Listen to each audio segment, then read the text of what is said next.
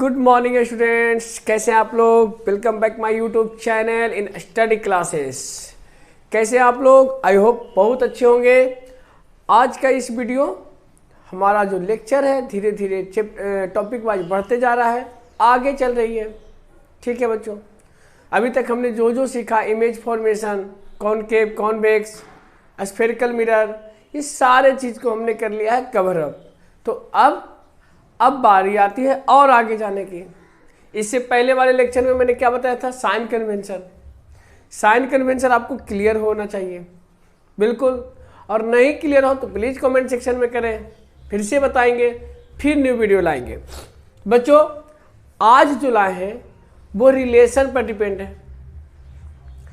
क्या है focal length और क्या है रेडियस ऑफ कर्वेचर, ये दोनों के बीच में क्या रिलेशन है। तो इस वीडियो को शुरू करने से पहले मैं आपको ये बता देना चाहता हूँ कि यहाँ पर रेडियस ऑफ कर्वेचर कॉनकेव में भी होता है और रेडियस ऑफ कर्वेचर कॉन्वेक्स में भी होता है। सही है ना? तो बच्चा मैं यहाँ पे करने वाला हूँ कॉनकेव मिरर पे, ठीक है, और आपको ये करने के बाद, ये सीखने के बाद कॉन्वेक्स मिरर पे खुद करना है। करके देखिए, अगर नहीं होता है उसके बाद फिर मैं आपके लिए क्या लाऊंगा? कॉन्वेक्स पर भी ला दूंगा। लेकिन सबसे पहले ये होना चाहिए कि हम कर पाते हैं या नहीं, मैं कर पाता हूं या नहीं। क्लियर है?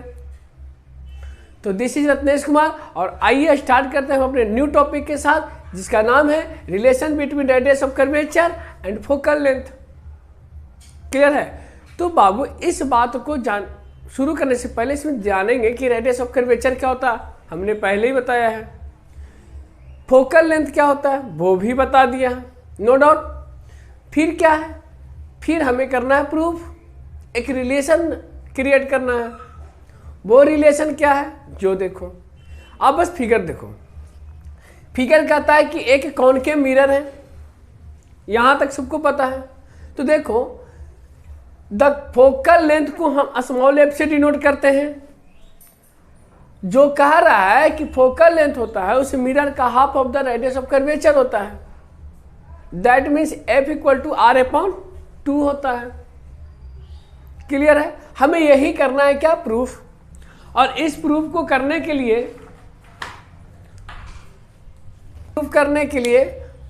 इसे करना है क्या? प्रूफ। ठीक है? तो कुछ नहीं, जो आपने मैथ्स में पढ़े हैं कुछ रूल्स वगैरह, वही चीज लागू करेंगे।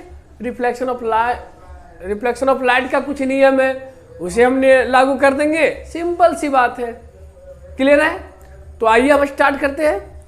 सबसे पहले ये आपका है कॉनकेव मिरर, और कॉनकेव मिरर में क्या क्या दिया हुआ वो सारा चीज आपको करना है नोट आउट।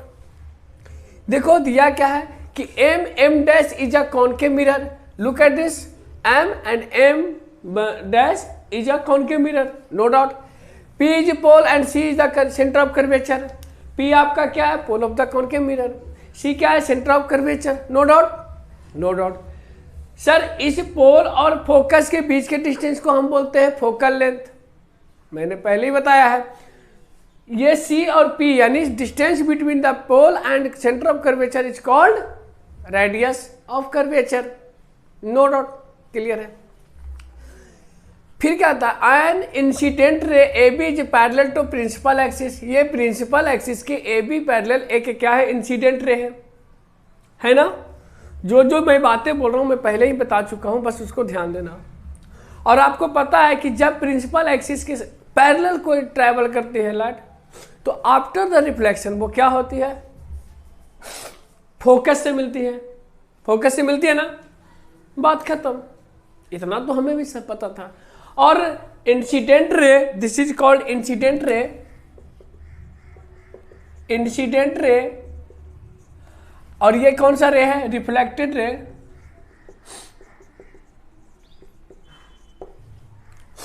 हमें पता है इंसिडेंट रे और रिफ्लेक्टेड रे के बीच एक नॉर्मल होता है, नो डाउट। और नॉर्मल के साथ दो एंगल बनाती है, एक एंगल आई और एक एंगल आर। क्लियर है? और दोनों आपस में क्या होते हैं? इक्वल होते हैं। यहां तक क्लियर है? तो अब बच्चों बात आती है प्रूव कैसे किया जाए। तो देखो यहां ध्यान से देखना, चूंकि क्या है कि by the reflection of law, by reflection of law है ना, angle I equal to angle R. देखो बच्चा angle I equal to angle R होगा, नो डाउट, क्लियर है। We can say A B C, angle A B C, जो A B सी होगा वो सी B F का होगा बराबर।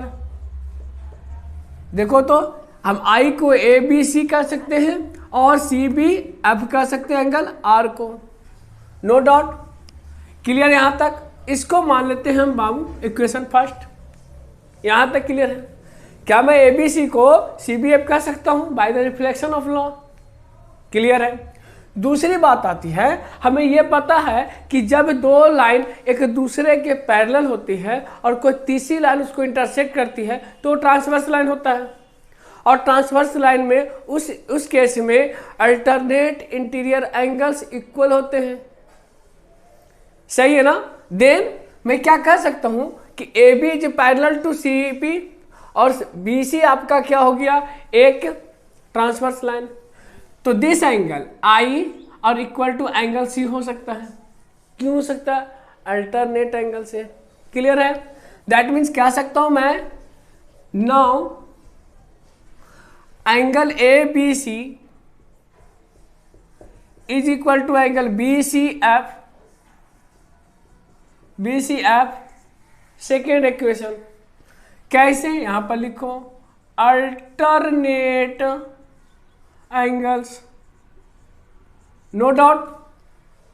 अब देखो इक्वेशन फर्स्ट और इक्वेशन सेकेंड को देखो तो मुझे क्या पता चलता है, from equation first and second we get angle A B C, no angle C B F equal to होगा एंगल बी सी एफ, कोई doubt, no doubt. C B F equal to होगा बी सी एफ, क्यों, क्योंकि इसका L H S equal है तो इसका R H S भी इक्वल होगा। तो देखो कौन कौन सा एंगल मेरा इक्वल हो गया, गौर करना। C B F this angle और B C F this angle equal हो गया। Now we can say this angle is also are, clear है। और मुझे ये पता है कि जिस ट्राइंगल में दो एंगल इक्वल होते हैं उसे आइसोसेलेस ट्राइंगल कहते हैं, और उस एंगल के अपोजिट साइड क्या होते हैं, आपस में इक्वल होते हैं, यहां तक पता है। तो मैं कह सकता हूं क्या कि ये और ये इक्वल हो गए, तो क्या है B C F, triangle B C F is क्या होगा, is an isosceles triangle, no doubt. जब आइसोसेलेस ट्राइंगल होगी तो क्या होगा कि B F equal to C F, तो क्या हो जाएगा B F equal to C F. देखो B F equal to C F, क्योंकि ये और ये इक्वल है।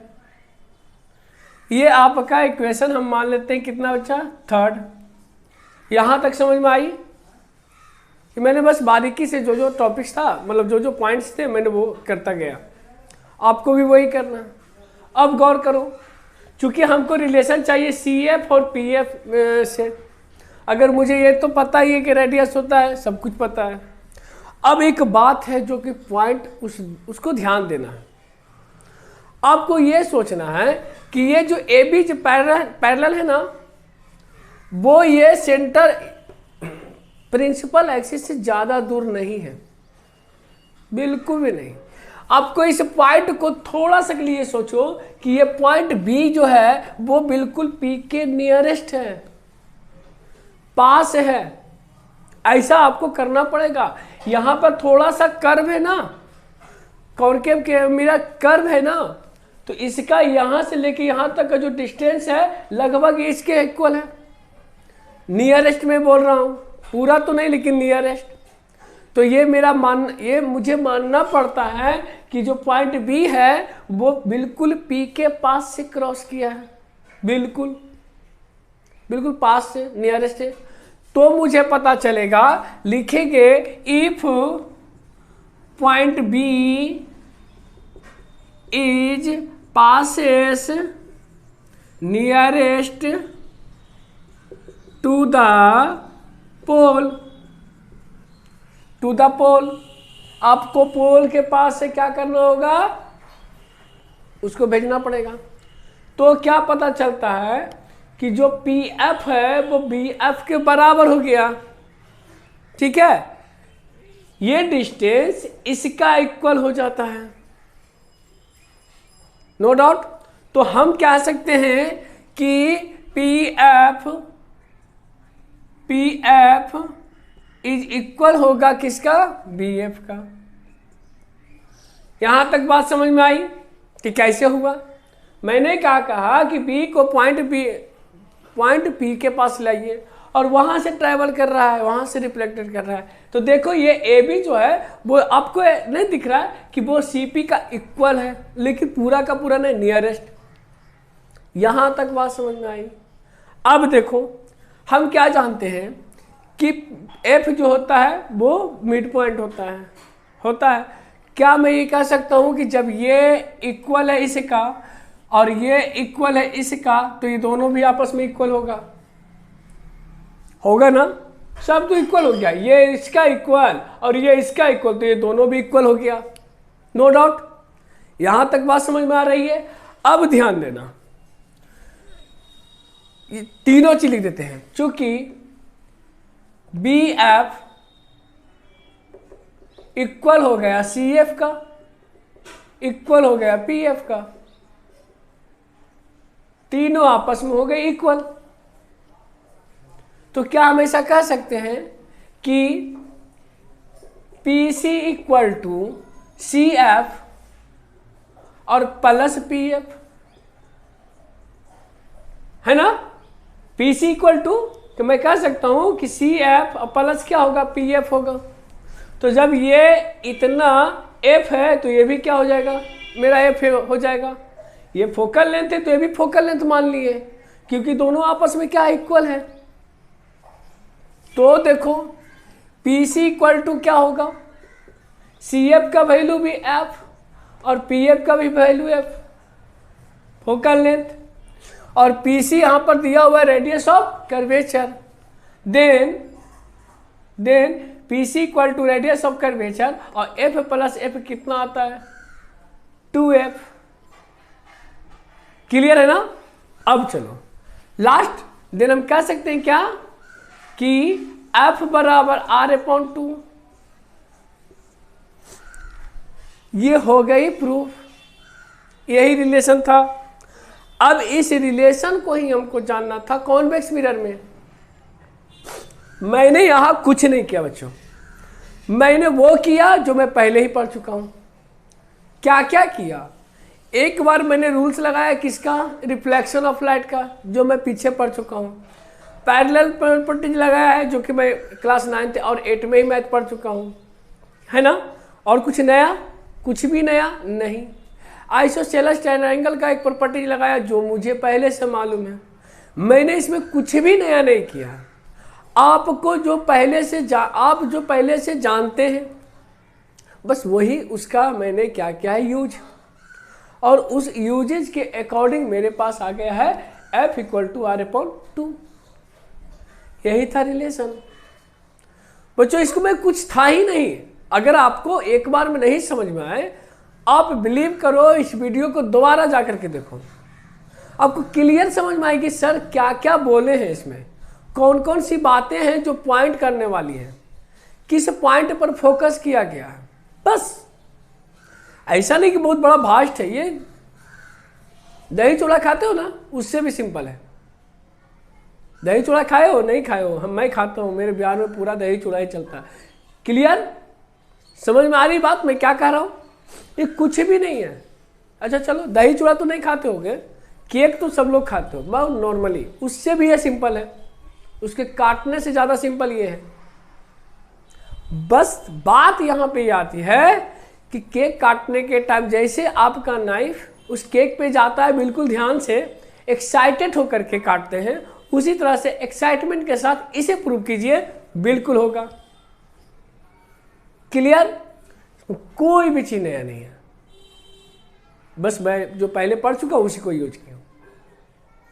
ठीक है बच्चों, तो आई होप कि आपको समझ में आया हो, और अगर नहीं आया हो, मान लेते हैं कि अगर आपको नहीं आया हो, एक बार वीडियो को रिवाइंड करो, सेकेंड बार में पक्का आएगा, ये मेरा वादा है आपसे। फर्स्ट बार में तो 90% को समझ में आया, 10% कुछ ऐसे होते हैं जिसे दोबारा ही देखना पड़ता है, दोबारा ही समझाना पड़ता है। तो बच्चे उस दोबारे समझने वाले के लिए मैं बोल रहा हूं, प्लीज इसे अच्छे से देखें। जिसे आ गया वो बहुत अच्छी बात है, जिसे नहीं आएगा उसे क्या करना है? उसे छोड़ना है क्या? उसे तो और पकड़ना है कस के, उसको तो जाने ही नहीं देना। रुको रुको बेटा, अभी खाना नहीं खाए हो, खा के ही जाना है। उसी तरह से अभी बनाए हो नहीं, बना के ही जाना है। ठीक है, क्लियर मेरी बात? तो बस आज का ये वीडियो हम यहीं पे करते समाप्त। लेकिन उससे पहले एक बात रखिए मेरा ध्यान, नेक्स्ट में जो ये कॉनकेव मिरर है बच्चा, आपको करना है कॉन्वेक्स पर। सेम चीज है, बस कॉन्वेक्स पे टोटल का टोटल सेम, कोई चेंजेज ही नहीं है। बस एक बार आपको क्या करना है, ट्राई। नहीं होगी ट्राई, मैं हूं ना, मैं फिर से लाऊंगा वीडियो, और अगली वीडियो जो आएगा वो कॉन्वेक्स पे आएगा। लेकिन उससे पहले आपको करना है ट्राई। ऐसा नहीं कि छोड़ो ना, सर तो बोल ही दिए कि कॉन्वेक्स पे तो आएगा ही, सीख लूंगा वहां पे। नहीं, एक बार ट्राई करो। फिर अभी बहुत सारे चीजें, मिरर फार्मूला है, लेंस में हमको लेंस फार्मूला पढ़ना है, न्यूमेरिकल्स बनाना है। तो आज का जो वीडियो है, इसके बाद का जो वीडियो आएगा है ना, मैं वो 10 न्यूमेरिकल के साथ आपके साथ आने वाला हूं। क्लियर है? 10 न्यूमेरिकल आपके सामने लेकर आऊंगा, वो भी आपका एनसीईआरटी का ही रहेगा, कुछ अलग नहीं, एनसीईआरटी से ही आपको देने वाला हूं। क्लियर बच्चों? ठीक है, तो आज के लिए बस इतना ही। Thank you so much for watching my video. पहली बात, फिर 4 बात ध्यान देने, सब्सक्राइब जरूर कीजिएगा, मेरी बात है, मेरे नीचे आ रहा है सब्सक्राइब, लाइक करना है, कमेंट करना है एंड शेयर करना है। और अगर आप हमारे चैनल पे क्या है, नए हैं, तो प्लीज लाइक करें, सब्सक्राइब करें, कमेंट करें, जितना जो करना करें, यानी जो भी चीज प्रोसेस होती है वो सब करते हैं। और लास्ट में वीडियो जरूर देखें। सिर्फ लाइक सब्सक्राइब से काम नहीं चलने वाला बच्चा, आपको वीडियो भी देखना है, आपको पढ़ना है। मैं एक वादा कर रहा हूं आपसे, आज सुन लो।